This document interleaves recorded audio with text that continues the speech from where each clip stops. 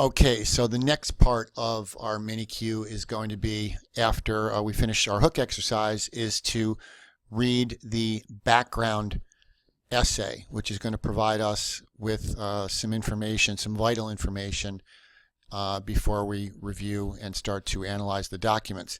Now, you'll notice throughout the course of the background essay, there's going to be some terms that are in boldface.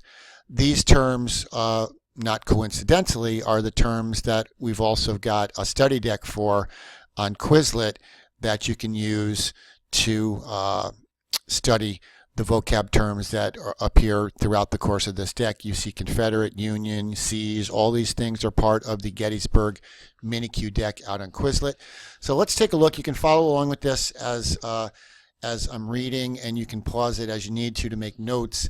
The Battle of Gettysburg, why was it a turning point? Again, you're seeing the beginning, the same question at the beginning. This is the title of the mini-Q. And here's the question that you're going to have to answer in the course of your essay. In the late spring of 1863, the Civil War was into its third year. Confederate General Robert E. Lee had just defeated a Union force twice its size at Chancellorsville, Virginia. Lee had then taken a train to Richmond, where he met with Jefferson Davis, President of the Confederacy, and explained his plan to invade the North. Davis agreed. Meanwhile, in Washington, D.C., 100 miles to the north of Richmond, Union President Abraham Lincoln was frustrated. True, his best general, Ulysses S. Grant, was beginning a 40-day siege of Vicksburg. This would shut down the Mississippi River to Southern transport, and this was good. But closer to home, Lee was making every Northern general he fought against look foolish or half-hearted. Who would stop Lee? In mid-June 1863, there was another disturbing question. Where was General Robert E. Lee? Rumors began to drift into Washington that Lee was on the move with his army. Rumors soon gave way to solid reports that Lee's army was crossing the Potomac River about 80 miles northwest of Washington and was marching into southern Pennsylvania. So this is important here, ladies and gentlemen. Lee's army is marching into northern territory. And this is seen as a very real threat in late June of 1863. The enemy, the Confederates see the enemy, the Union sees the Confederate enemy on northern soil. A separate Confederate cavalry force was also riding into Pennsylvania, some 50 miles to the east. The North was being invaded.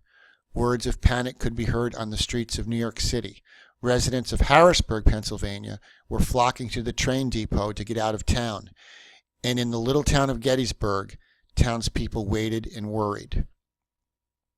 At this crucial moment, President Lincoln made a change of generals, appointing George Meade as new commander of the Union Army of the Potomac.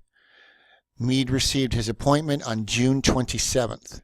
The first day of battle at Gettysburg would be just 4 days away. Seldom has a military commander had so little time to prepare.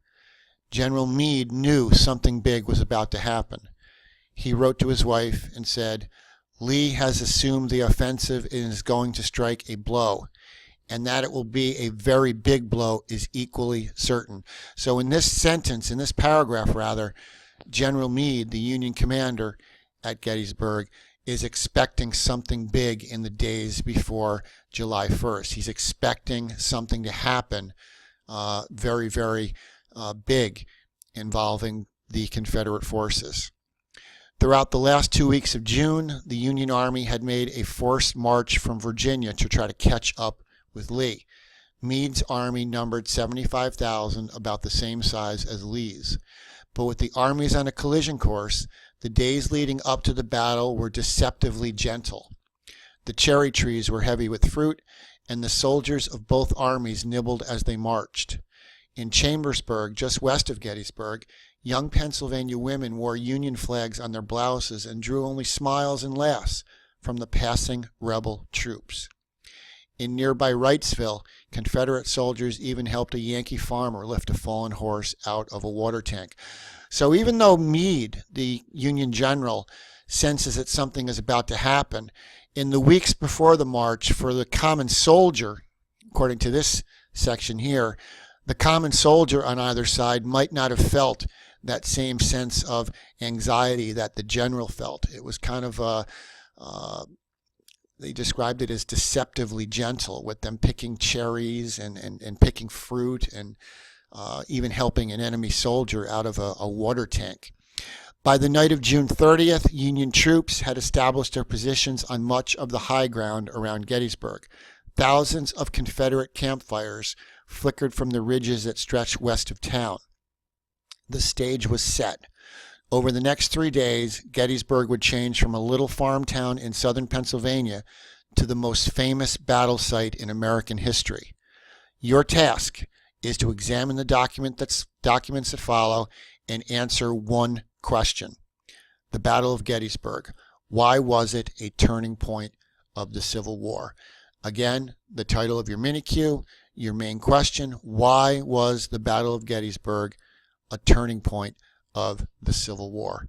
That's the question that you'll need to address in this mini-Q. And this background essay is designed to give you important information as you begin to maneuver your way through the documents.